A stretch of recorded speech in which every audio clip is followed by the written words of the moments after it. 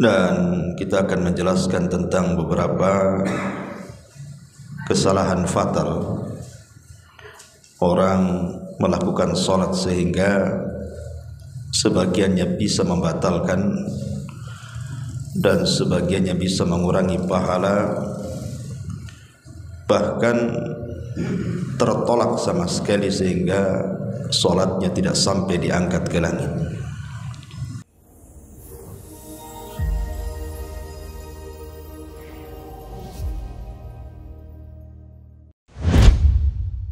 Assalamualaikum warahmatullahi wabarakatuh. Waalaikumsalam. Alhamdulillah wassalatu wassalamu ala rasulillah wa ala alihi wa sahbihi wa mawalah wa la hawla wa la quwata illa billahi wa ba'du. Hadirin dan hadirat yang dimuliakan Allah subhanahu wa ta'ala, alhamdulillah di malam hari ini kembali kita bisa duduk untuk bertalabul ilmi.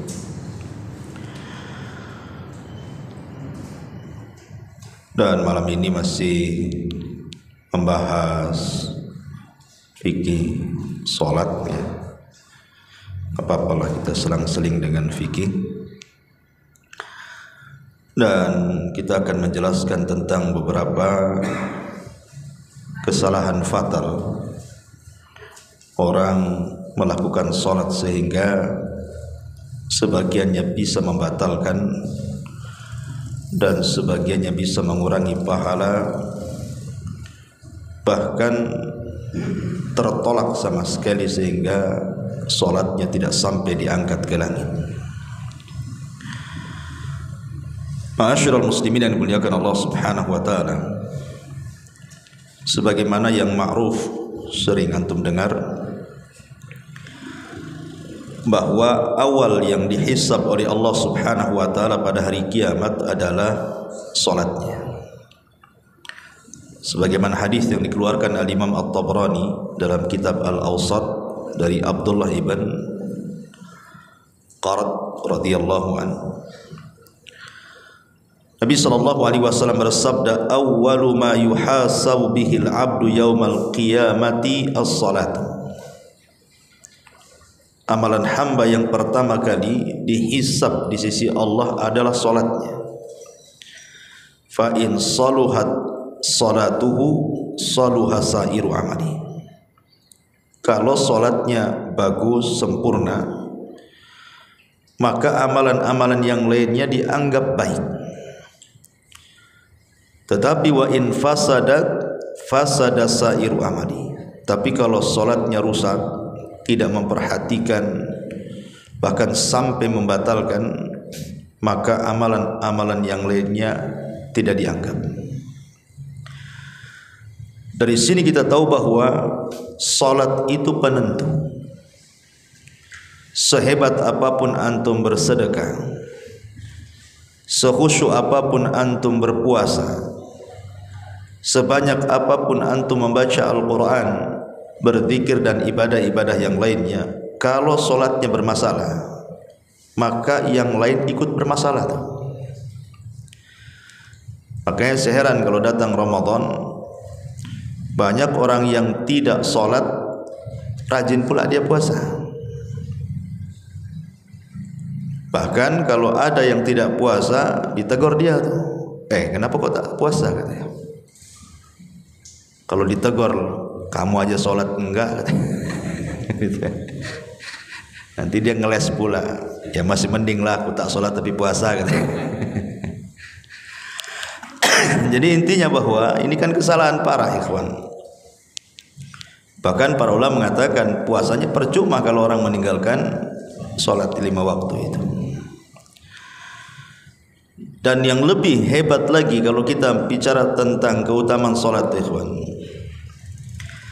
salat itu justru amalan pertama yang akan masuk ke dalam kubur dan akan membela orang yang ada di kubur. Dalam hadis yang dihasankan para ulama dan juga dicantumkan oleh Syekh Albani dalam kitabnya Sahih Targhib dan Tarhib, dari hadis Abi Hurairah radhiyallahu anhu. Jadi kalau mayat itu dimasukkan ke dalam kuburan, maka dia sempat mendengar suara terompah sandal-sandal orang yang mengantarkan sampai pulang. Ketika dia sudah tidak mendengar sandal lagi, maka disabdakan Nabi SAW, kanatis salatu inda ra'si, maka salat akan berjaga-jaga dari arah kepalanya. Jadi kalau ada malaikat mendatangi dia, maka salat langsung menghalaunya, dan salat akan mengatakan kepada malaikat ini, ma qibali madkhal, tidak ada jalan kemari untukmu, katanya. Lihat bagaimana salat menyelamatkan orang dalam kuburan. Makanya jangan dianggap remeh salat itu, karena itu amalan pertama justru yang akan membela kita dalam kuburan. Dan salat akan mengatakan kepada malaikat yang hendak menyakiti dia, ma qibali madkhal, tidak ada jalan untung, pergi kamu, katanya. Ma'asyiral muslimin yang dimuliakan Allah Subhanahu wa taala, bahkan salat itu sendiri adalah sebab terbesar orang ini diberikan nikmat oleh Allah pada hari kiamat. Dan nikmat yang akan diberikan kepada orang salat ini melebihi nikmat surga itu sendiri. Surga itu sudah nikmat. Orang kalau masuk surga itu udah luar biasa. Ma la ainun ra'at wa la udhunun sami'at wa la khatara ala qalbi bashar. Nikmatnya tidak bisa dilihat, didengar, terlintas pun tidak. Tapi orang yang menjaga salat ini diberikan oleh Allah kenikmatan yang jauh dibandingkan surga itu sendiri. Apa itu? Ru'yatullahi azza wa jalla, diizinkan memandang Allah azza wa jalla. Dan itu disabdakan di dalam hadis dari Jarir ibn Abdillah al-Bajali radhiyallahu anhu yang terdapat dalam Sahih Bukhari Muslim. Jadi kata Jarir ibn Abdillah al-Bajali, kunna julusan inda Rasulillah sallallahu alaihi wasallam id nadhara ilal qamari lailata badrin. Kami sedang duduk-duduk santai bersama Rasul di malam hari, dan ketika itu sedang bulan purnama, terang-terangnya. Maka Nabi SAW kemudian menyuruh para sahabat untuk memandang bulan. Kata Nabi SAW, amma innakum satarawna rabbakum kama tarawna hadzal qamar la tudamuna fi ru'yatihi. Kalian kelak pada hari kiamat, kata Rasul, akan memandang Allah seperti kalian memandang bulan di atas itu. Artinya kalian tidak akan berdesak-desakan saat memandang. Siapa yang mau desak-desakan mandang bulan? Tinggal didongakkan ke langit, nampaklah bulan itu. Artinya bahwa Allah Subhanahu wa taala akan terlihat dan tanpa ada kesulitan untuk memandangnya. Tidak harus berdesak-desakan kayak antum nonton sepak bola itu kan. Tidak, cukup ke atas gini nampak Allah. Tapi bukan Allah seperti bulan, bukan. Maksudnya yang disamakan ini melihatnya. Bukan zat Allah sama dengan bulan, tidak. Maksudnya melihat Allah sama dengan melihat bulan. Ya. Kemudian kata Nabi SAW, fa in istata'tum alla tughlabu an salati qabla tulu'i syamsi wa qabla ghurubiha faf'alu, kata Rasul. Maka jika kalian sanggup untuk tidak terkalahkan di dalam menjaga salat sebelum terbit matahari alias salat subuh, wa qabla ghurubiha, dan sebelum terbenam matahari alias salat asar, faf'alu, maka lakukanlah. Dengan itu kalian bisa memandang Rabb kalian. Jadi dari sini kata para ulama ketika memberikan catatan kepada hadis ini, lihat bagaimana salat itu adalah sebab terbesar kita mendapatkan nikmat ru'yatullahi azza wa jalla, bisa memandang Allah. Terutama orang yang menjaga dua salat subuh dan asar. Jadi semakin kita banyak melakukan salat ditambah dengan yang sunnah-sunnah, maka semakin banyak pula kemudian kita akan memandang wajah Rabb kita. Bahkan ulama mengatakan kalau orang memperbanyak salat baik yang wajib ataupun yang sunnah, secara otomatis dia akan banyak berdiri. Ketika orang banyak berdiri di dunia, maka dia akan sedikit berdiri di padang mahsyar. Karena dia sudah sepanjang hidupnya berdiri terus untuk Allah. Tidak mungkin suruh berdiri lagi di padang mahsyar dengan waktu yang lama. Maka dia tidak akan lama-lama berdirinya di padang mahsyar itu, karena dia sudah terlampau lama berdiri untuk Allah ketika di dunia. Lihat bagaimana keagungan salat.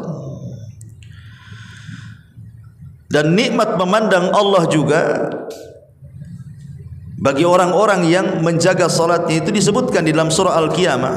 Antum bisa baca pada ayat 22 sampai 32. Ketika Allah Subhanahu wa taala menceritakan tentang kenikmatan penduduk sorga dan kenikmatan dan azab penduduk neraka, Allah katakan wujuhu yawma idzin nadhirah. Wajah-wajah orang-orang yang beriman pada hari itu berseri-seri. Kenapa? Ila rabbiha nadhirah, karena mereka mampu memandang Allah. Tapi di sisi lain Allah mengatakan wa wujuhu yawma idzin basirah. Tapi wajah orang-orang kafir itu mereka bermuka suram. Kenapa? Tadhunnu an yuf'ala biha faqirah. Mereka yakin bahwa akan ditimpakan kepada mereka malapetaka yang besar. Kemudian Allah mengatakan kalla idza balagatit taraq wa qila man raq wa dhanna annahu al-firaq wal tafatis saqu bis-saq ila rabbika yauma idzinil masaq. Di sini syahidnya fala saddaqa wala shalla walakin kadzdzaba wa tawalla. Sekali-kali jangan seperti itu. Apabila nafas telah mendesak sampai di kerongkongan, dikatakan kepadanya siapakah yang dapat meruqyah mengembalikan ruh ke dalam jasadnya, dan dia yakin bahwa sesungguhnya itulah waktu perpisahan dia dengan dunia, sehingga bertautlah betis kiri dan betis kanan kepada Rabb-Nya lah pada hari itu kamu akan dihalau. Kenapa demikian? Karena fala saddaqa wala shalla. Dia tidak pernah membenarkan Allah dan Rasulnya, dan dia tidak pernah solat. Macam mana orang yang tidak pernah solat akan memandang Rabb-Nya? Maka mafhumnya orang yang senantiasa menjaga solat, itulah yang Allah katakan wujuhu yawma idzin nadhira ila rabbiha nadhira. Wajah-wajah orang yang beriman pada hari itu berseri-seri karena mereka memandang Rabb mereka. Lihat bagaimana orang menjaga salat itu diberikan nikmat yang luar biasa melebihi nikmat surga itu sendiri, memandang wajah Allah Subhanahu wa taala. Karena di dunia saja ikhwan, ketika antum salat kemudian antum saat ruku atau saat sujud, disitulah kesalahan kita itu sebenarnya jatuh. Makanya perhatikan antum kalau salat itu ruku dan sujud tuh, karena di situ letak kesalahan kita itu digugurkan. Karena di zaman Abdullah ibn Umar, Ibnu Umar ini melihat ada laki-laki ini ketika solat berdirinya lama sekali, tapi ketika ruku sujud cepat, ngebut. Apa kata Ibnu Umar?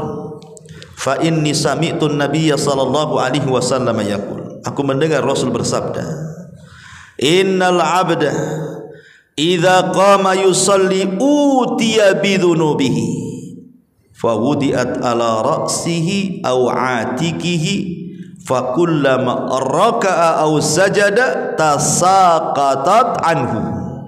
Kata Rasul, apabila seorang hamba tegak melaksanakan salat, maka dosa-dosanya akan didatangkan semuanya. Di mana? Di arah kepala dan arah bahunya. Maka apabila dia ruku kemudian sujud, maka akan berguguran dosanya, kata Nabi. Makanya kenapa kemudian posisi ruku dan sujud itu sangat menentukan diterima dan tidaknya salat kan? Karena ada hadis yang mengatakan ada orang salat selama 60 tahun enggak diterima. Alasannya apa? Karena dia tidak beres ruku dan sujudnya tuh. Justru ketika ruku sujud itulah kesalahan kita hilang. Tasaqatat anhu, berjatuhan kesalahan kita itu. Dalam riwayat yang disahihkan oleh Syekh Nasiruddin Albani dalam kitabnya Sahihul Jami, innal abda idza qama yusalli utiya bidunubihi kulliha fa wudi'at ala ra'sihi wa atikihi fa kullama raka'a aw sajada tasaqatat anhu. Apabila seseorang berdiri salat, maka semua kesalahannya akan diletakkan di kepala dan bahunya. Apabila dia posisi ruku, maka berjatuhanlah kesalahannya, dan apabila posisi sujud juga sama, menjatuhkan semua kesalahannya. Ibarat orang wudu kan jatuhnya dari tetesan air wudu, kesalahan kita hilang kan. Tapi kalau salat itu justru saat ruku dan sujud. Disitulah waktu yang sangat baik, makanya disuruh tumakninah. Tumanina itu artinya betul-betul ruku ya. Kalau seandainya diletakkan mangkok berisi air di punggungnya itu nggak akan jatuh saking ratanya. Dan ketika sujud juga sama tumanina, sehingga pahanya lurus. Ya kan ada pahanya belok sini kalau terlampau dekat sujudnya, atau kalau terlalu jauh gini kali itu pahanya. Itu ya. Biasa aja lah ya, tidak tengah-tengah. Jangan jauh kali gitu ya. Jangan pula dekat kali. Ya, supaya pahanya itu jejak, bahasa kita apa jejak gitu ya, lurus lah kan itu ya. Jadi itu juga penting memperhatikan, karena justru di situ kesalahan kita akan hilang. Makanya dalam sebuah hadis Nabi SAW dari hadis Abi Hurairah radhiyallahu an, Nabi bersabda, ara'aitum law anna nahran bi babi ahadikum. Bagaimana pendapat kalian kalau seandainya di depan rumah kalian itu ada sungai jernih bersih sekali, wa yaghtasilu minhu kulla yaumi khamsa marrat, dan di antara kalian setiap hari minimalnya 5 kali mandi di sungai itu, hal yabqa min dharanihi syai'un, adakah daki-daki kotoran-kotoran di badan itu nempel kalau antum mandi sehari 5 kali? Qalu la yabqa min daranihi syai', enggak ada ya Rasul, pasti bersih lah. Antum aja mandi sehari berapa kali? 2 kali kan itu. Ada juga yang 1 minggu tak mandi. Artinya kalau 1 hari lo mandi 3 kali dah bersih badan kita. Ini 5 kali itu, bayangkan apakah masuk angin antum? Tapi kalau antum melakukan 5 kali sehari setiap hari, apa enggak bersih badan itu? Kata Nabi SAW, fadzalikum mithlas salawatil khamsi yamhullahu biha khotoyaya. Itulah sama dengan solat juga. Kalau seandainya kita jaga solat 5 waktu, kemudian setiap ruku gugur kesalahannya, setiap sujud gugur kesalahannya, yamhullahu bihinna khotoya, maka kesalahan kita habislah. Kalau setiap ruku dijatuhkan kesalahannya, setiap sujud dijatuh, itu solat wajib saja tuh. Solat wajib saja berapa kali ruku sujud itu, antum tambah lagi dengan sunnahnya, akalikan saja ya. Artinya keutamaan solat itu luar biasa gitu. Makanya kenapa sebenarnya kalau orang itu paham keutamaan di balik solat itu, terangsang dia solatnya, nggak asal-asalan ya kan. Sayang gitu ya, setiap hari kita ini solat itu waktunya kita membuang dosa, tapi tidak ada dosa pula yang dibuang dari situ. Makanya Nabi SAW sangat memperhatikan kondisi solat, terutama dalam posisi ruku dan sujud itu. Baik, kita akan menyingkat beberapa kesalahan. Singkat aja ya kalau kita jelasin. Ada kitab bagus namanya Akhtaul Musallin, karya masyhur Hasan Salman, salah seorang murid dari Syekh Albani itu. Bagus sekali ya, banyak itu. Tapi saya tidak mungkin mengemukakan semuanya karena waktu juga. Kita akan sesingkat-singkatnya saja. Kita mulai dari wudu dulu ya. Karena solat itu tidak sah kecuali dengan wudu. Pertama, terkadang orang ketika wudu lupa membaca basmalah ya. Memang pendapat yang sahih, orang yang lupa membaca basmalah itu sah wudunya. Tapi ada juga yang mengatakan harus diulang wudunya kalau dia lupa baca basmalah. Ini terjadi khilaf ulama, walaupun yang rajih sah wudunya ya. Tetapi kan kalau sudah ada khilaf ulama seperti ini kan kita tidak tahu mana dikhawatirkan yang kuat yang batal, yang ataupun mungkin yang kuat yang tidak batal. Kita tidak tahu. Kalau sudah khilaf ini masalahnya repot. Makanya biar keluar dari khilaf ulama, baca saja. Ya, baca saja. Dan kalau ingat tidak ingat di awal, baru ingat kemudian di pertengahan, ya nggak apa-apa kata ulama. Kita baca basmalah di pertengahan wudu. Ini yang pertama. Yang kedua, dalam gerakan, ada gerakan-gerakan itu yang dalam sifat salat wudu Nabi tidak disyariatkan diulang. Seperti umpamanya mengusap kepala, itu kan tidak disyariatkan diulang, cuma satu kali saja. Ya. Artinya ketika tidak disyariatkan diulang dan Nabi SAW hanya mengusap satu kali, jangan kemudian kita membuat syariat yang tidak diajarkan Nabi. Kalau yang lain bolehlah sekali basuhan atau 2 kali basuhan atau 3 kali basuhan yang paling banyak. Tidak boleh lebih juga. Ya, karena Nabi SAW mengatakan dalam sebuah hadis bahwa siapa yang menambah faman zada ala hadza au naqasa faqad asaa wa zalama. Siapa yang mengurang-urang atau menambah dari bilangan yang sudah ditentukan Nabi, maka dia telah salah wudunya dan telah melakukan kezaliman. Yang wajib itu 1 kali basuhan, yang 2 dan 3 itu sunnah hukumnya. Tetapi kalau memang Nabi SAW tidak mengajarkan kecuali 1 basuhan saja di kepala, ya sudah itu sajalah. Ngapain pula kemudian kita tambah? Ini kesalahan berwudu juga. Karena itu bisa menyelisih sunnah. Kalau sudah menyelisih sunnah kan mengurangi pahala jadi. Ya. Kemudian yang ketiga, kadang-kadang al-ghaflatu an ghaslil aqab.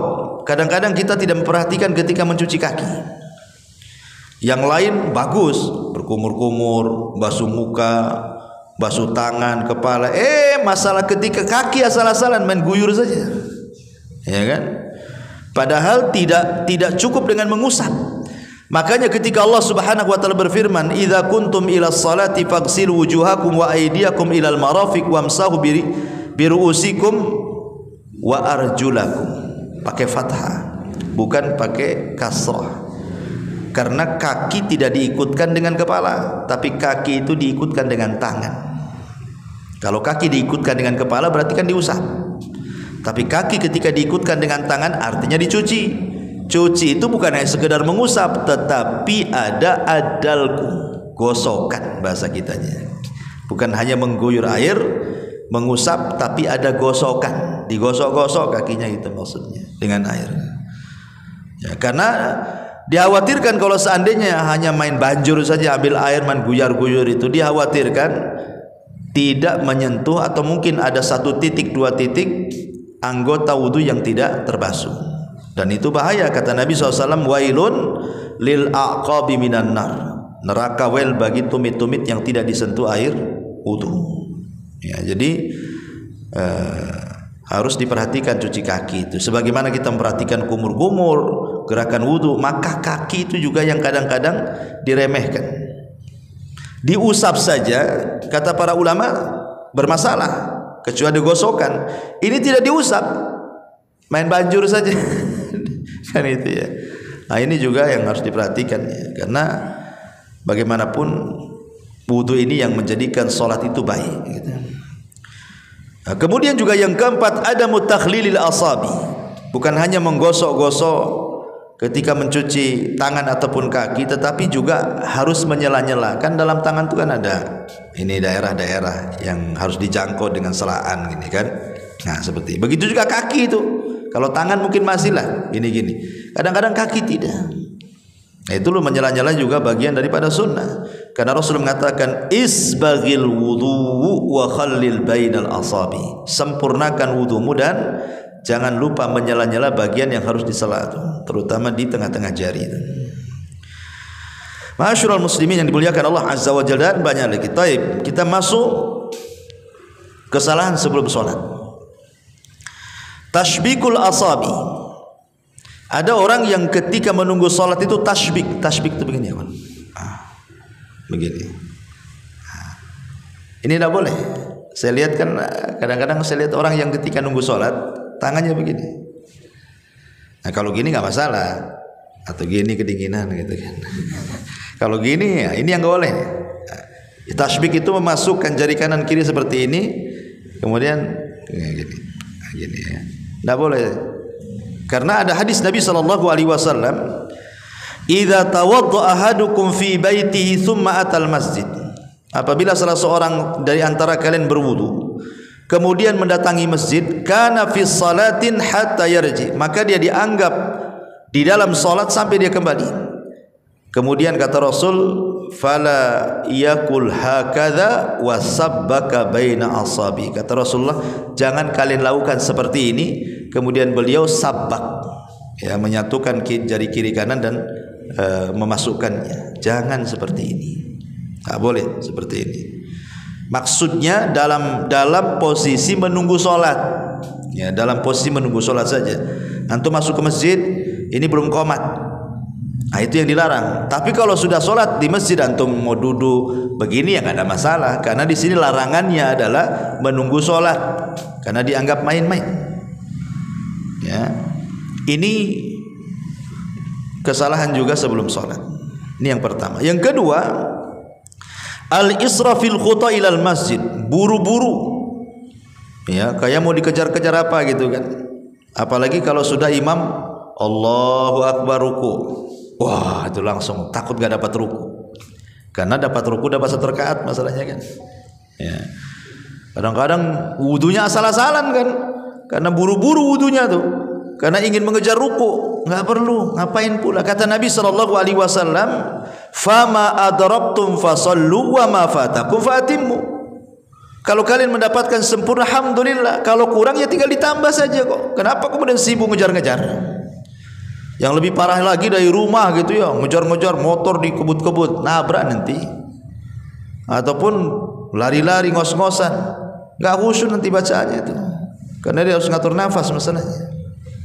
Jadi enggak perlu, kata Nabi sallallahu alaihi wasallam dalam sebuah hadis, "Idza thuwiba lis-salati," apabila dikomatkan untuk salat, fala ta'tuha wa antum tas'auna wa tuha wa alaikum as-sakinata wal waqar, kata Rasul.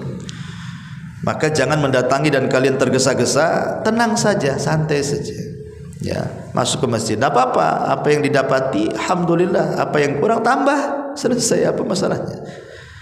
Karena setiap gerakan salat itu dan bacaan itu berpahala ya kawan. Kita tujuan salat itu apa sih? Nyari pahala, bukan ngejar gerakan. Buat apa ngejar gerakan? Kalau seandainya antum ini umpamanya masbuk, ya, kemudian ikut imam, setiap gerakan dan bacaan itu berpahala. Karena ada orang yang nganggap rugi. Contoh nih, nganggap rugi itu, imam ini lagi tasyahud, kita baru datang, malas sih kita tasyahud. Karena dianggap nggak dapat 1 rakaat kan, ditunggunya dia berdiri, nah, baru takbir Allahu Akbar. Anda ini cari gerakan, cari pahala, langsung Allahu Akbar takbiratul ihram, ikut tasyahud, itu sudah dapat pahala walaupun tidak dapat rakaat, tapi kan kita dapat pahala di situ. Karena setiap gerakan dan bacaan dalam sholat itu ada pahalanya sendiri tuh. Sayanglah kalau seandainya kita luput dari pahala tuh. Karena kita diperintahkan untuk mubadarah, bersegera mengikuti imam. Nah, ini juga kesalahan adalah ketika israfil khuta, bersegera melangkah ke masjid. Ya. Tetapi juga jangan kemudian kita berleha-leha. Ya. Jangan berleha-leha itu maksudnya meremehkan gitu ya. Setiap hari lah antum masbuk gitu. Udah masbuk ditelat-telatin lagi. Baik, kemudian juga yang ketiga adalah at-tanafful inda iqamatis shalah. Ketika qomat salat sunnah pula antum. Ya, dekat-dekat qomat ini nekat salat sunnah. Tahu dia enggak akan keburu salat sunnah kan? Kalau sudah tahu jarak ke qomat itu sedikit, jangan salat sunnah. Kecuali kalau masih lama, baru adzan kan masih lama. Ya, tapi kalau sudah nampak, apalagi kan sekarang di masjid-masjid itu kan ada itunya ya, kayak layarnya kan, jam sekian masuk, nanti bunyi itu tut gitu kan. Nah, udah nampak nih, nah ini tinggal 2 detik, mana bisa saya. Karena yang sudah sholat sunnah saja kalau didengarkan qomat batal kan gitu, dibatalkan, bukan batal sholatnya, dibatalkan. Kenapa dibatalkan? Karena dia rugi, kemudian dia memperjuangkan yang sunnah, kemudian luput yang wajib. Kecuali posisi dia itu lagi tasyahud akhir, ya tidak masalah lah kan, tinggal tasyahud akhir saja. Dan ini baru qomat, ya, berarti kalaupun lewat sedikit sekali, ya. Tapi kalau masih satu rakaat lagi, kemudian dia qomat, ya rugilah. Dan pasti dia pun tidak akan khusyuk, ya, nggak akan khusyuk dia, karena takut dia ketinggalan sholat wajib juga. Makanya kata Nabi SAW, idza uqimatis salatu fala salata illal maktubah. Apabila qomat dikumandangkan, tidak ada sholat kecuali yang wajib. Hadis dikeluarkan Bukhari Muslim. Kemudian ketika masuk ke dalam masjid, ini juga kesalahan, adamu taswiyatis saf wa tarkus saddil faraj. Tidak langsung merapatkan saf dan meluruskannya. Pokoknya main masuk takbir, enggak begitu. Kita masuk saf, perhatikan dulu kelurusannya dan kerapatannya. Baru setelah antum yakin antum sudah lurus, sudah rapat, baru takbir di situ. Dan kalau memang kawan sebelah itu memang sudah terbiasa merapatkan kaki, tumit ketemu tumit, alhamdulillah. Ya, dia berasa kita pun nyaman dengan dia. Tapi ada orang-orang itu kalau dirapatkan tak nyaman dia, gatel katanya, kan gitu, gatel gitu ya, udah gitu dan rapat gitu, menjauh dia, ya sudah. Ya kalau antum sudah berusaha mendekat dia menjauh, aku mendekat kau menjauh, ya sudah. Ya, karena masalahnya ada dua kemadharatan. Satu madharat kepada yang menjauh, kakinya semakin rapat, kita pula semakin ngangkang. Kan gitu kan masalah kan. Bahkan ada kasus itu di Gresik dulu, saya masih mondok tuh di masjid rumah sakit. Jadi ada ikhwan itu sakit, nah kita solidaritas anak pesantren ya ikut nunggu lah kan. Sebagian ikhwan ini semangatnya gitu, ingin merapatkan saf tuh. Jadi orang yang dirapatkan saf ini orang awam, mungkin masih tanya-tanya ini syariat apa kayak gini kan, begini. Jadi makin ngangkang tuh ikhwan ini, marahlah orang sebelah. Akhirnya sepak kakinya jatuh lah. Karena kan kekuatannya kan nggak bisa, kalau ngangkang gini kan kekuatan berdirinya kan kurang kan itu. Jadi sepak jatuh lah kan itu. Sempat ribut tapi sholat tuh. Nah kan jadi akhirnya kan nggak bagus. Niatnya baik untuk merapatkan saf, tetapi berujung dengan penyepakan. Kan gitu kan.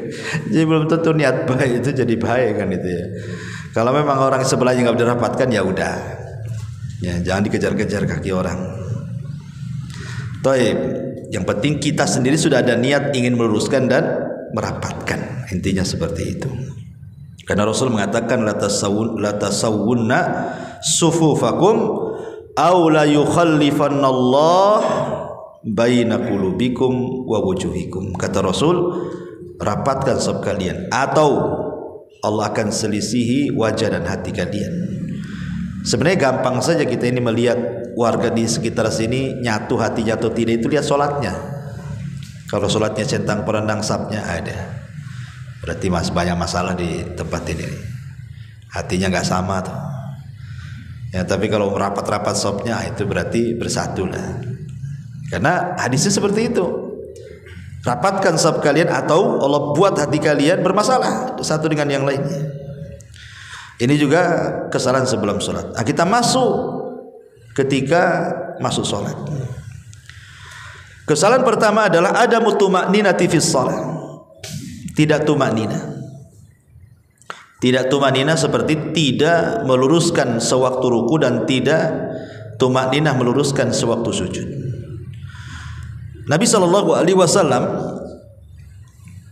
beliau bersabda kepada orang yang tidak tumanina ketika ruku dan sujudnya, kata Rasul, irji fasalli fa innaka lam tusalli. Ulangi salatmu, kau belum dianggap salat. Sampai 3 kali Rasul itu, ulangi salatmu, kau belum salat. Jadi sahabat ini mengatakan, ya Rasul, saya tidak bisa melakukan yang lebih baik daripada ini, katanya, karena sudah 3 kali diulang. Maka Nabi memberitahu kesalahannya apa. Kata Nabi SAW, idza kumta ila salati fakabbir thumma qra' ma tayassara ma'aka minal Qur'an. Apabila engkau menuju salat, bertakbir, kemudian baca yang mudah untukmu, jangan yang sulit-sulit dibaca. Makanya sebagian para ulama mengatakan makruh hukumnya salat wajib melihat mushaf, karena di masjid itu taruh mushaf kan, ya, itu tidak disyariatkan kalau salat wajib. Kalau salat sunnah nggak apa-apa. Salat malam antum ingin 30 juz baca Quran nggak masalah, ya. Tapi kalau salat wajib jangan, karena di sini Rasul mengatakan apa? Summa qra' ma tayassara minal Quran, baca yang mudah. Kalau Al-Baqarah tidak hafal, Al-Fil, ya. Kalau surah sapi betina tak hafal, surah gajah aja lah. Kan Al-Baqarah panjang, Al-Fil kan cuma sejengkal aja. Ya. Ya, karena kita disuruh yang mudah saja, jangan takalluf. Kita sedang sholat wajib masalahnya. Kalau sholat sunnah nggak apa-apa, pegang Quran duduk aja boleh, kita sholat sunnah itu. Ya. Kalau sholat wajib kalau bisa jangan takalluf, jangan membebani diri. Summarka hatta tatma'inna rakian. Kemudian ruku sampai tumakninah rukunya. Summarfa hatta ta'tadila qa'iman. Kemudian beritidallah sampai betul-betul sempurna berdirinya. Summasjud hatta tatma'inna sajidan. Kemudian sujud sampai tumakninah dalam sujudnya. Summarfa hatta tatma'inna jalisan. Kemudian duduklah di antara 2 sujud sampai kau tumakninah. Summasjud, kemudian sujud kembali hatta tatma'inna sajidan. Summaf'al dzalika fi salatika kulliha. Kemudian sujud sampai tumakninah, lakukan seperti itu dalam semua salatmu. Artinya jangan meremehkan soal tumakninah dalam salat, karena tadi sewaktu kita ruku disitulah letak kesalahan kita gugur, sewaktu kita sujud disitulah letak kesalahan kita gugur. Maka kalau bisa rukunya tumakninah agak panjang, jangan cepat-cepat kan itu.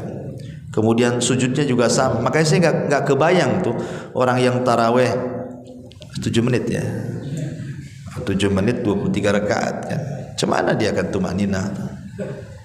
Nggak bisa. Oh, dolin katanya, kok langsung dolinnya saja kan? Kapan mulainya itu? Alhamdulillahnya kok langsung dolin. Ya. Jadi kadang-kadang seperti itu. Jadi nggak boleh dalam Islam itu terlalu cepat seperti itu, karena dipastikan tidak tumakninah. Dipastikan tidak teman. Karena saya lihat video itu orang nih rukunya belum betul-betul ruku tuh, karena terlalu cepat. Jadi modelnya gini, nggak lurus begini, baru begini udah bangkit lagi. Ya. Dari segi gerakan tumakninahnya saja bermasalah, gimana dengan bacaannya coba? Ya, makanya yang seperti ini kalau antum melihat imam seperti ini, mufaraqah saja. Keluar, baguslah sendiri. Kalau membahayakan sholat kita, ya. Ini juga yang pertama. Yang kedua, al-julus ma'al qudrati 'alal qiyam. Berdiri, duduk padahal dia sanggup berdiri. Kalau kita sanggup berdiri dalam sholat wajib, berdiri. Umpamanya antum habis kesandung, agak sakit lah kaki itu, tapi masih bisa berdiri. Ya, nggak ada alasan kalau masih bisa berdiri jangan duduk. Kecuali kalau dengan berdiri antum tidak tahan sakit gitu kan. Ya orang punya asam urat itu kalau berdiri memang sakit tuh, ya kan? Kayaknya dicucuk-cucuk gitu ya. Ah itu nggak masalah duduk kan, karena memang berdiri memadaratkan kan. Sebab kalau tetap berdiri dengan menahan sakit nggak akan khusyuk kan gitu dia bacaannya kan. Tapi kalau dia sanggup berdiri jangan duduk, karena berdiri dalam sholat wajib itu rukun. Kalau dia sanggup berdiri kemudian duduk, batal sholatnya, karena meninggalkan rukun masalahnya. Lain kalau sholat sunnah boleh. Nabi SAW ketika di masa tuanya beliau sholat sunnah duduk. Tetapi Rasul memberikan arahan kepada kita, ketika kita sholat sunnah, pemain sholat malam antum sambil duduk, pahala orang yang sholat sunnah sambil duduk padahal dia bisa berdiri dapat separuh daripada sholat yang berdiri. Jadi pahalanya separuh, ya. Taib. Kemudian juga kesalahan yang lainnya, yang nomor 3, musabaqatul imam. Dia Imam belum bergerak sudah gerak dia. Ya, jangan sampai kemudian mendahului imam. Jangan bicara mendahului, gerakan sama saja tidak boleh. Apalagi sampai mendahului. Yang imam itu antum atau imam jadinya kan? Kan imam dijadikan itu untuk diikuti. Biarkan imam ruku dulu baru kita ruku. Enggak, imam belum ruku dia ruku. Seolah-olah dia yang jadi imam ikut dia kan. Gimana ceritanya? Maka Nabi SAW sangat melarang. Kata Nabi SAW, amma yakhsha ahadukum idza rafa'a ra'sahu qabla al-imam an yaj'alallahu ra'sahu ra'sa himarin aw yaj'alallahu suratahu surata himarin. Tidakkah takut salah seorang di antara kalian mengangkat kepala sebelum imam, Allah jadikan kepalanya seperti keledai atau bentuk kepalanya seperti bentuk keledai. Di zaman Imam Ibnu Hazm rahimahullahu taala ada cerita. Jadi ada yang mutakabbir, orang sombong. Dia enggak yakin dengan hadis ini. Masa sih kalau orang mendahului imam nanti kepalanya jadi keledai katanya. Jadi dia mau nyoba. Ya, betul-betul mau nyoba dia. Akhirnya dicoba sama dia. Sebelum imam mengangkat, tiba-tiba kemudian dia mengangkat kepala sebelum imam. Subhanallah, Allah berikan keajaiban. Langsung Allah adab seketika, kepalanya jadi keledai. Itu di zaman Imam Ibnu Hazm. Imam Ibnu Hazm itu imam dari Cordova sana, Maroko, ya, Andalus zaman dulu. Kitabnya namanya Muhalla, yang kata Ibnu Taimiyah tidak lengkap kalau perpustakaan tidak ada kitabnya Imam Ibnu Hazm. Lah di zaman Ibnu Hazm itu peristiwanya nih. Dari sini berarti betullah apa yang disabdakan Nabi SAW bahwa di antara umat ini, maksudnya umat Islam di akhir zaman itu akan terjadi apa? Khasfun wa qadfun wa maskhun, kata Rasul. Akan terjadi kepada umat akhir zaman itu khasfun. Khasfun itu kalau dilihat ke langit gerhana, tapi kalau lihat ke bumi berarti gempa. Berarti akan banyak gempa, kata Rasul, dan banyak gerhana. Memang gerhana tiap tahun. Di zaman dulu gerhana jarang-jarang, tiap tahun ada gerhana. Gempa pun hampir ada di mana-mana. Barusan gempa di Maroko kan. Kemudian qadfun, hujan batu, ya. Kemudian mashun, dirobahnya manusia. Ada sebagian mengatakan maksudnya dirobah tabiatnya dari tabiat manusia jadi tabiat binatang. Makanya banyak orang-orang itu kelakuannya kayak binatang tuh. Bukan kayak manusia. Kadang-kadang binatangnya nggak melakukannya, dia pula melakukan. Seperti siapa? Orang LGBT itu. Binatangnya nggak melakukan, dia aja melakukan. Kemudian ada juga yang mentafsirkan ala zahiriha, artinya dimaknai secara zahirnya. Maksudnya Allah merubah jasad manusia seperti jasad hewan, seperti kasusnya di zaman Imam Ibnu Hazm ini kan. Dia nyoba-nyoba, mana ada kalau saya mendahului imam kepala saya jadi keledai. Betul jadi keledai. Itulah makanya bagaimana Allah Subhanahu wa taala murka kepada orang yang menyelisih sunnah Nabi. Kemudian juga di antara kesalahan selanjutnya adalah adamul mubadarati ila dukhuli fi sholati hala sujudil imam. Tidak mau bersegera, imam lagi sujud, nunggu dulu dia. Imam lagi tasyahud, nunggu dulu. Pokoknya dia maunya ketika imam berdiri mau ikut dia. Kalau selain posisi berdiri atau rukuk nggak mau ikut dia. Ini juga kesalahan. Karena imam dijadikan untuk diikuti, sudah saya jelaskan tadi. Bahkan ada hadis Nabi mengatakan, idza ji'tum ila sholati wa nahnu sujudun fasjudu wala ta'udduha syai'an. Apa kata Rasul? Kalau datang kalian dan kami sedang sujud, bersegera ikut gerakan, kata Rasul. Hadis dikeluarkan Nabi Daud. Kemudian juga kesalahan berikutnya, tarku raf'il yadaini fi mawadi'ir raf'i. Tidak mengangkat tangan di waktu-waktu ketika mengangkat tangan. Kapan mengangkat tangan? 4 tempat. 1, taat takbiratul ihram. Allahu akbar. Ngangkat tangan itu bukan takbiratul ihram. Takbiratul itu ucapan Allahu akbar, itu takbiratul ihram. Ya, kalau ngangkat tangan ya ngangkat tangan. Ya, ini 1. Ya. Kemudian yang kedua, inda ruku, ketika hendak ruku, ngangkat lagi Allahu akbar ruku. Ya, ini kedua. Kemudian yang ketiga, inda raf'i minhu, ketika bangkit dari ruku, angkat tangan lagi Allahu akbar. Ya. Kemudian yang terakhir wa inda raf'i minat tasyahhudil awal, dan ketika bangkit dari tasyahud awal, Allahu akbar. Berarti ngangkat tangan 4 tempat nih. Ya, takbiratul ihram, Allahu akbar. Saat ruku, Allahu akbar. Bangkit dari ruku, Allahu akbar. Kemudian setelah tasyahud awal bangkit ke rakaat berikutnya, angkat tangan lagi. Ya. Saya lihat ada orang yang setiap gerakan ngangkat tangan dia. Tapi ada juga yang setiap gerakan tidak ada ngangkat tangan juga, takbiratul ihram saja. Ada yang terlalu ekstrim, ngangkat tangan semua. Ada yang tak ngangkat tangan sama sekali kecuali takbiratul ihram. Nah, ini juga kan kesalahan gitu ya, karena menyelisih sunnah. Memang tidak membatalkan salat kecuali takbiratul ihram kan itu ya. Nah, tapi kan mengurangi pahala, karena bagaimanapun melaksanakan sunnah itu penting dalam salat kan. Kemudian juga kesalahan yang lain adalah adamus sujud alal a'dha'i sab'ah. Dia tidak sujud di atas 7 anggota sujud. 7 anggota sujud itu maksudnya 2 telapak tangan,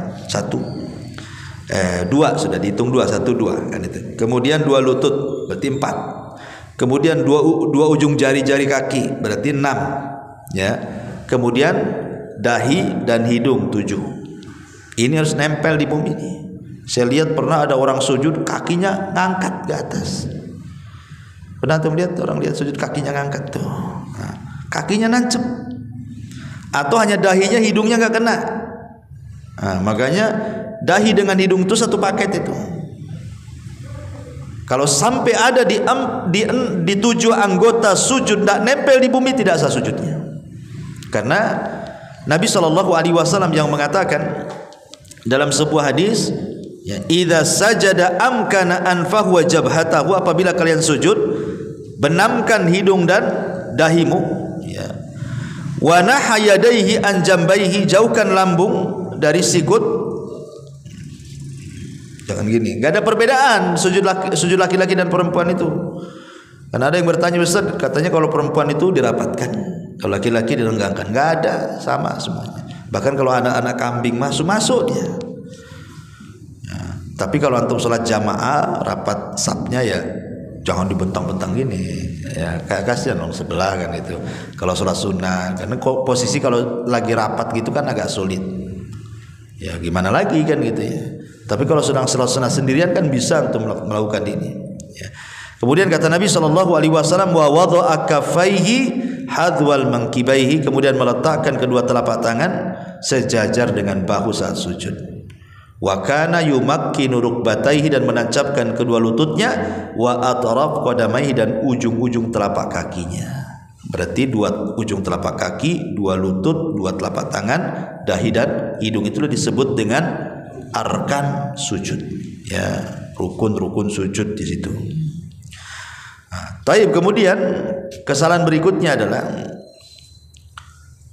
ketika sholat dia mengangkat suara saat berzikir.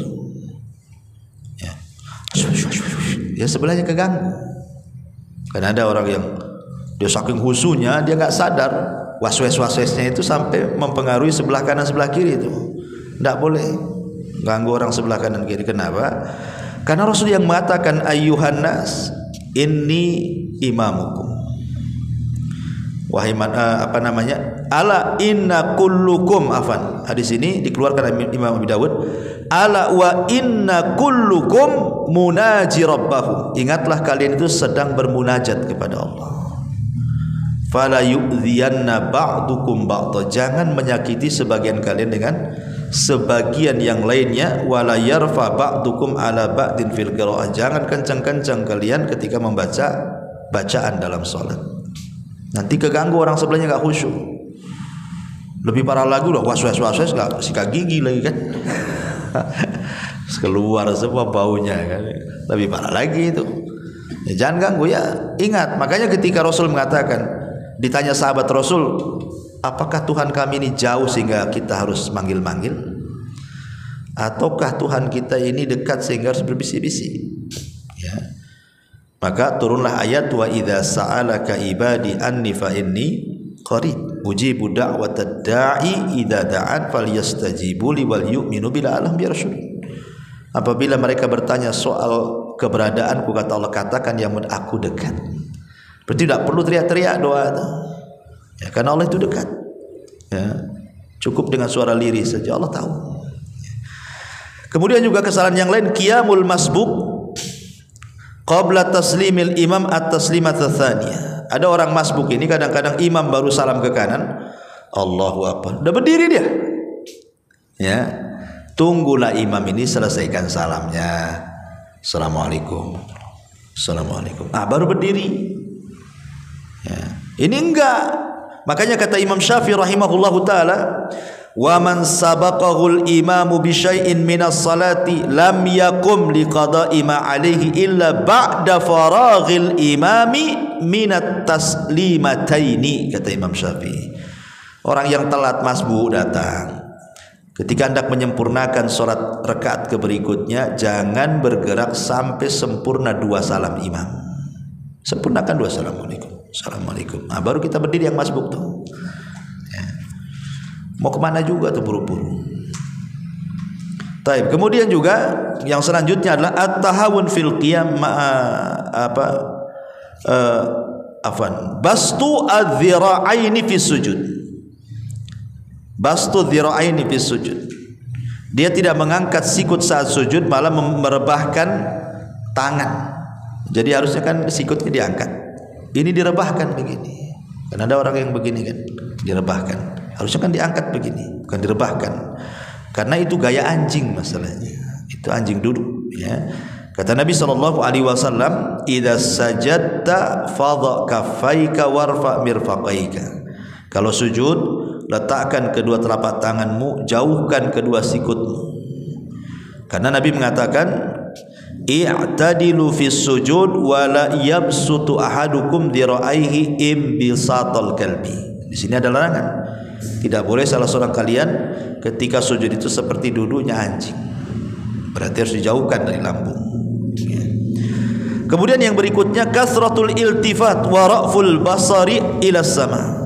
Banyak tengok-tengok ataupun memandang ke langit, dan wa adamun nadhar ila maudhi'is sujud asna'is shalah, dan tidak memandang ke tempat sujud saat salat ketika berdiri. Memang ada khilaf ulama, apakah saat antum berdiri Allahu Akbar pandangan kita itu ke depan atau ke tempat sujud? Abu Hanifah berpendapat, kalau tidak salah Abu Hanifah, lupa saya, Imam Malik, pokoknya antara dua inilah, disunahkan ke depan pandangannya. Allahu Akbar berarti ke depan. Kenapa? Karena berdalil dengan ayat Al-Qur'an, fa aina ma tuwallu fa thamma wajhullah. Dimanapun kau memandang, disitulah wajah Allah. Jadi boleh memandang ke depan. Tapi sebenarnya Allah mengatakan tidak, ke tempat sujud. Jadi begini. Gitu maksudnya. Jadi ada dua pendapat ya, ada yang mengarah ke depan, ada yang mengarah ke tempat sujud. Ya, tapi yang rajih menghadap ke tempat sujud. Ya. Nah, tapi sebagian yang lain tidak, dia tidak mengarah ke depan ke tempat sujud, dia bela-belo aja tuh. Nggak tahu itu dia kenapa, melamun kali ya. Ya. Apalagi kalau umpamanya ada cicak jalan kan, perhatiin cicaknya kemana masuk. Lagi sholat kan, ini kan bahaya. Apalagi kalau sampai kawin, makin husul lagi. Nengoknya kan. Jadi jangan sampai gitu, karena itu kenapa? Itu bagian daripada dia sedang kecurian setan itu. Bukan kecurian dompetnya, tidak, tapi khusyuk dia dicuri setan. Ikhtilas syaitan, wa huwa yakhtalisu min ikhtilas syaitan, kata Rasul. Dia sedang dicuri itu sama setan khusyuknya tuh. Taib. Kemudian yang selanjutnya adalah ad-dukhulu ilal masjid bi rawaihil khabitha. Dia tidak menjaga keharuman badan. Ya, harusnya ya kalau sholat itu, kalau sholat sendiri nggak apa-apa, tapi kalau sholat jamaah ya kalau bisa agak harum lah pakaian itu. Ya, udah maaf ketiaknya bau gitu kan, udah nggak pakai parfum, yang sebelahnya itu udah menikmati betul. Karena masalah jadinya, kawan. Antum kalau nggak mandi minimal pakai parfum. Sudah tak mandi nggak pakai parfum, aduh lebih bangkai dari bangkai nanti. Gitu ya. Jadi ya Nabi itu suka berparfum.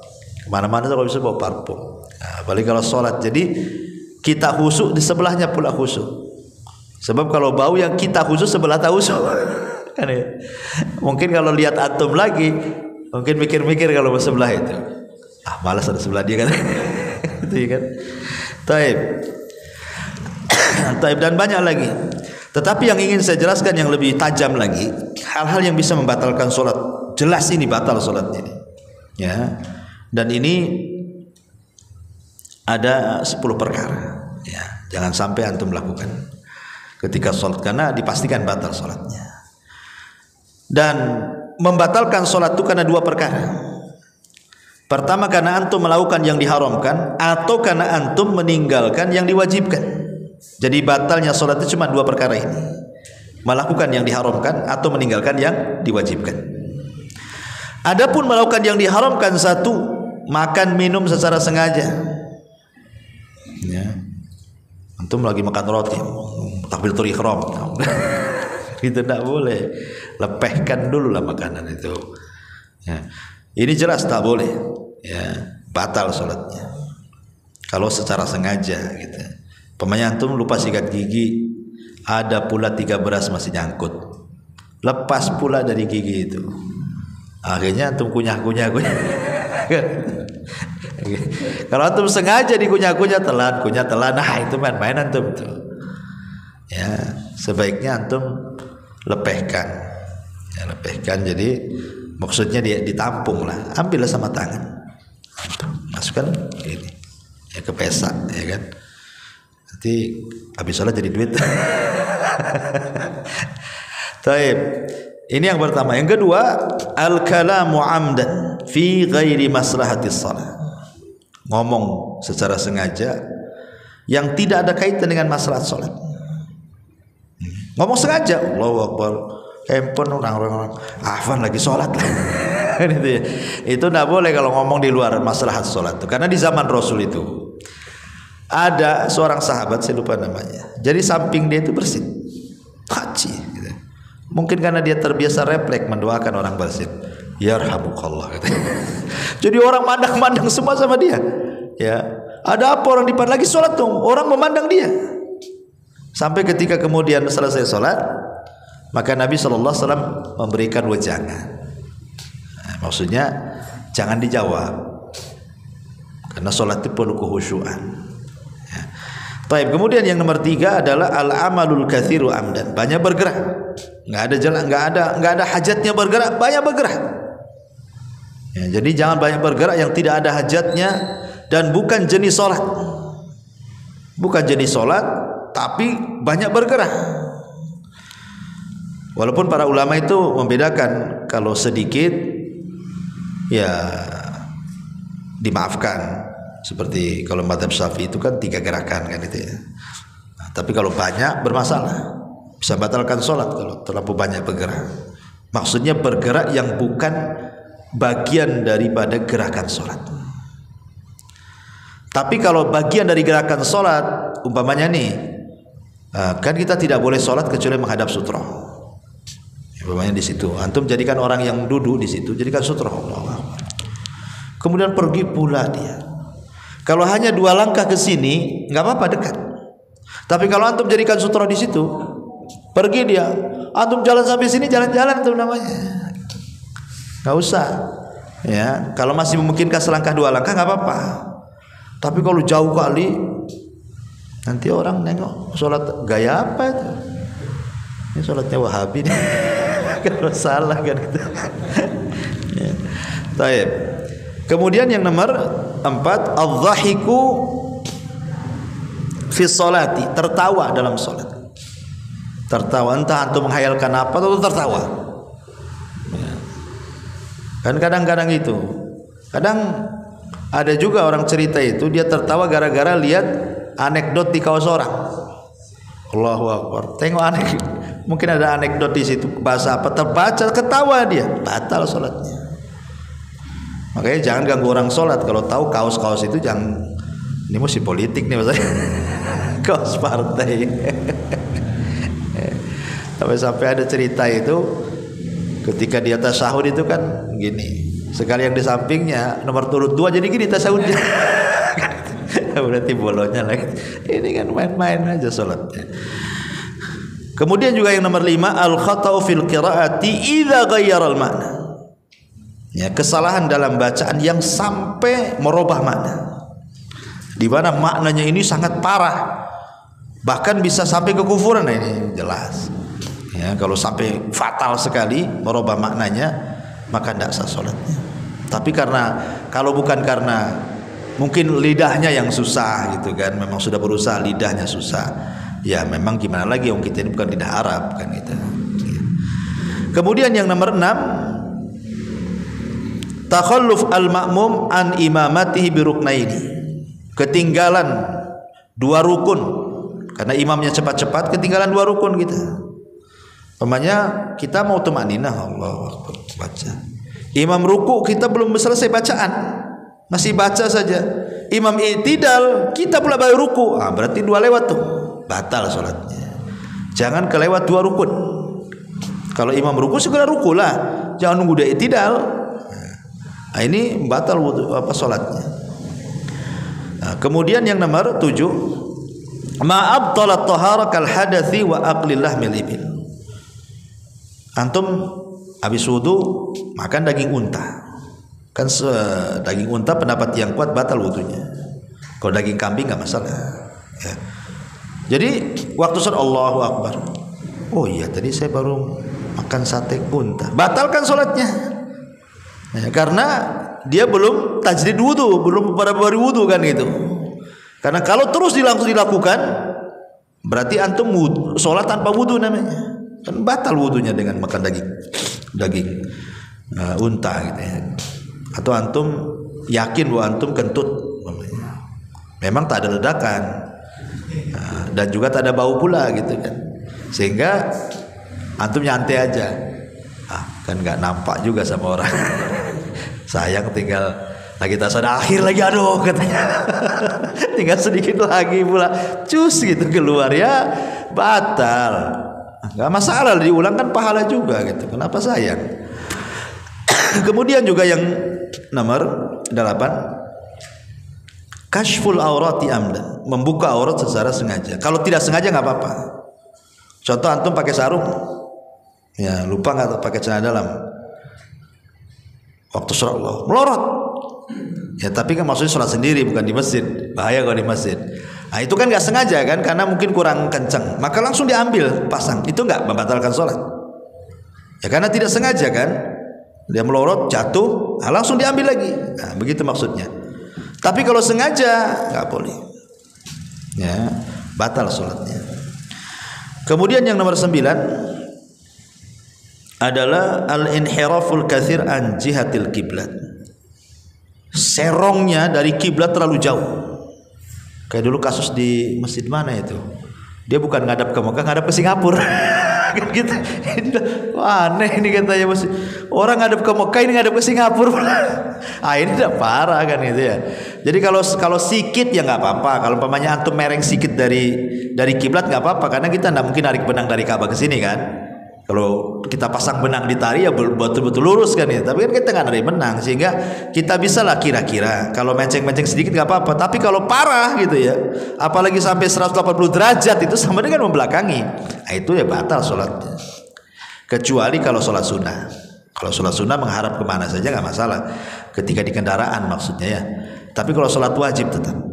Makanya kenapa dalam ketentuan syariat itu sholat wajib tidak boleh dilakukan di atas kendaraan. Rasul tidak pernah melakukan sholat wajib itu di atas kendaraan. Nah, ketika Syekh Utsaimin ditanya bagaimana hari ini di pesawat, kalau turun nggak mungkin kan itu, maka dibolehkan inda darurah, dalam kondisi darurat. Jadi sholat wajib di atas pesawat itu boleh karena darurat. Tapi kalau tidak darurat, masih bisa lah. Kan turun pesawat ini jam 4:30, berarti ke maghrib masih lama, bisa lah, nggak usah sholat asar di atas pesawat. Turun karena masih ada waktu untuk sholat asar. Tapi ini turun jam 7 nih, ada mungkin juga sholat asar dijamah dengan maghrib. Terpaksalah kemudian di atas pesawat. Kemudian juga yang nomor 10 di sini, wujudun najasati ala badani wa thiyabi. Ada najis pula di badan kita, di pakaian kita. Mungkin waktu antum gendong anak antum kencing, antum tak tahu kan gitu ya. Pas sholat kalau kok pesing nih, nah, baru ingat, oh iya anak saya tadi kencing, batal sholatnya. Ya, karena dia tahu ada kencing anaknya di situ kan. Ya, atau saya tambah umpamanya dia salam sebelum selesai membaca bacaan, main salam duluan. Mungkin mau buru-buru mau pusal kali ya. Jadi baru baca syahadat, belum sholawat udah main salam tuh. Nah, selesaikan dulu bacaan-bacaan itu, kemudian salam. Kalau memang pemanya yang sunnah-sunnah nggak dikerjakan ya nggak apa-apa. Seperti berlindung dari 4 perlindungan kan sunnah saja dibaca. Allahumma inni a'udzuka min adzabi jahannam wa min adzabil qabri wa min fitnatil mahya wal mamat wa min fitnati syarri masiihid dajjal. Itu kan sunnah saja dibaca. Kalau itu nggak dibaca nggak apa-apa. Tapi kalau tahiyat, syahadat, sholawat itu harus dibaca. Ya, nggak boleh tinggal gitu ya. Ini karena bisa membatalkan sholat nantinya. Nah ini diantara sebagian, sebenarnya ini sebagian karena juga waktu ya. Ya mudah-mudahan bisa dipahami. Kita tutup sampai di sini. Subhanaka bihamdika asyhadu an la ilaha illa anta astaghfiruka wa atubu ilaik. Allahu taala alam. Assalamualaikum warahmatullahi wabarakatuh.